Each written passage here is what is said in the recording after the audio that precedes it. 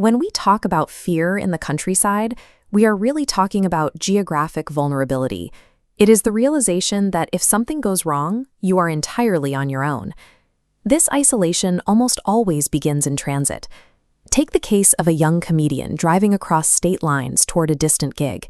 Chasing a $1,000 prize and 5 minutes of exposure, he drove an unreliable car for hours through open fields. Instead of double-checking his directions, he winged it, and into a labyrinth of unmarked farmland. Low on gas and disoriented, he pulled into a decaying one-street town. Outside the rusted gas station, 4 locals stood completely still like statues. When he tried asking them for directions, they offered only short, hostile answers and vacant, dead-eyed stares. Uncomfortable with the silent audience, he filled his tank and sped off. Shortly after leaving the town behind, a beat-up white pickup truck flew past him in the fading daylight, moving dangerously fast down the empty country road. His relief at putting the town behind him was abruptly cut short by a violent crash beneath his car. He lost control, skidding to a halt on the dirt shoulder. When he stepped out to inspect the damage, he found both front tires completely obliterated, impaled by several thick nails. The trap had been sprung. He was now stranded in pitch darkness. His cell phone had 0 service, and without street signs, he had no way to pinpoint his location for a tow truck. Minutes later, a pair of headlights appeared on the horizon. They crept closer, eventually stopping inches from his rear bumper. The high beams flooded his rearview mirror, blinding him. As his eyes adjusted to the glare, he recognized the vehicle, the beat-up white pickup truck from earlier. Before he could react, the man from the gas station was at his window. He yanked aggressively on the locked exterior handle, then began violently smashing his fists against the glass, trying to force his way inside. The attacker paused his assault just long enough to offer that same vacant stare, before unleashing an echoing howl at the top of his lungs. Running out of time, the comedian kicked his door open with all his strength, knocking the man into the dirt. He dove straight into the pitch-black woods, pressing himself to the ground to hide. He managed to wait them out and flag down a passing car later that night. This is the danger of the rural road. A vehicle offers a temporary sense of safety that evaporates the second the engine stops. Without the ability to move, a car only serves to mark your exact location for anyone watching from the tree line. You might assume that getting off the exposed road and behind a set of sturdy walls would offer better protection. However, moving into an abandoned, remote structure strips away the option to flee. 3 young women on a cross-country road trip discovered this trade-off. Venturing deep into the countryside, they found a long-forgotten farm. Inside the decaying barn, they found bizarre, archaic farming tools that resembled medieval dungeon equipment. Caught up in the thrill of the adventure, they made a reckless choice. They forced open the warped front door of the connected farmhouse, laid their sleeping bags out on the dusty floorboards, and decided to spend the night. Exhausted from days of travel, they quickly fell asleep. But at 3 a.m., one of the girls snapped awake. Cutting through the absolute silence of the pitch-black room was a distinct, deliberate shush sound. Suddenly, a violent crash rattled the warped front door.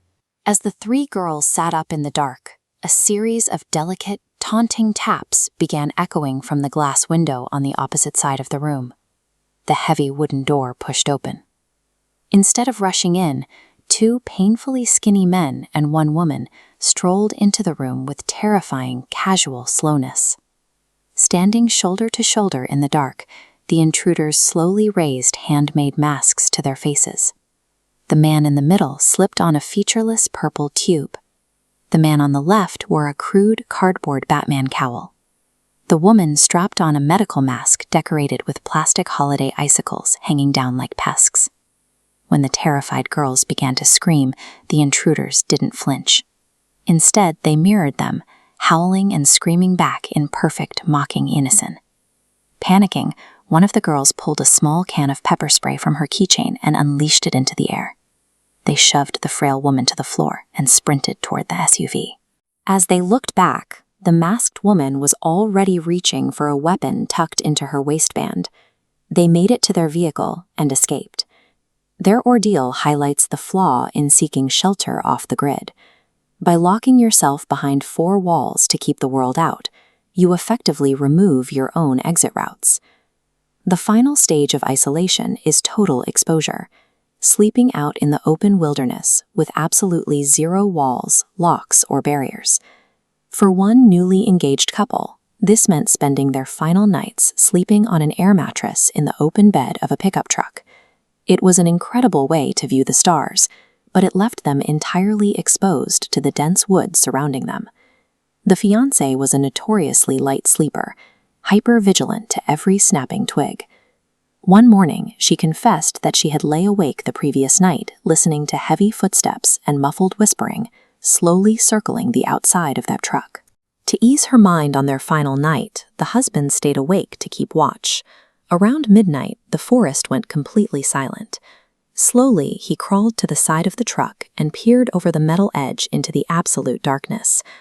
Down by the front tires, he heard the distinct crunch of dirt. A hooded female figure was pacing back and forth, quietly mumbling to herself.